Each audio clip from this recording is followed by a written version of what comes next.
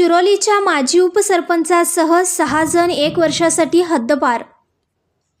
Shiroli MIDC police ठाण्याच्या कार्यक्षेत्रातील गुन्हेगारीचे समूळ उच्चाटन करण्यासाठी पोलिसांनी एका सराईत गुन्हेगार टोळीवर मोठी कारवाई केली आहे। महाराष्ट्र पोलीस अधिनियमन 1951 कलम 55 प्रमाणे कारवाई करत या टोळीतील सदस्यांना कोल्हापूर जिल्ह्यातून 1 वर्षाकरिता हद्दपार करण्यात आले आहे।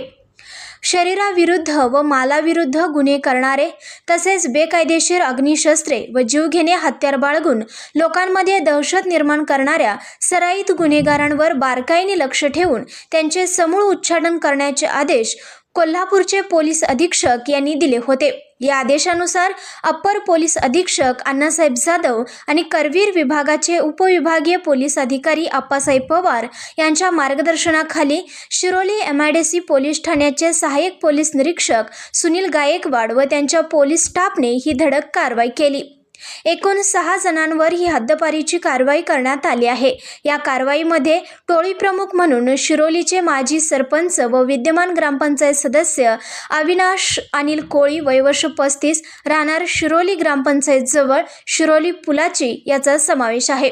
तसेच श्रीकांत तानाजी मोहिते वय वर्ष 34 राहणार समता परिसर मातंग समाज अण्णाभाऊ साठे चौक शिरोली पुलाची, कार्तिक परशुराम राजूगरीकर वय वर्ष 31 राहणार विलासनगर माळवाडी शिरोली पुलाची, तसेच न्यायालयीन कोठडीत असलेले या टोळीतील सदस्य अनिकेत आनंदा कांबळे राहणार शिरोली पुलाची, ऋषिकेश उर्फ प्रताप शिवाजी भोरे राहणार शिरोली पुलाची हे वडगाव पोलीस ठाण्यातील एका गुन्ह्यामध्ये सध्या अटक असून न्यायालयीन कस्टडीत आहेत। तसेच या टोळीतील आणखीन एक सदस्य अली उर्फ जमीर वालेचांद तानेखान राहणार शिरोली पुलाची हा सध्या फरार असून हे सर्व सदस्य जेलमधून बाहेर येताच त्यांना कोल्हापूर जिल्ह्यातून हद्दपार करण्याची कारवाई पोलीस प्रशासनाकडून केली आहे।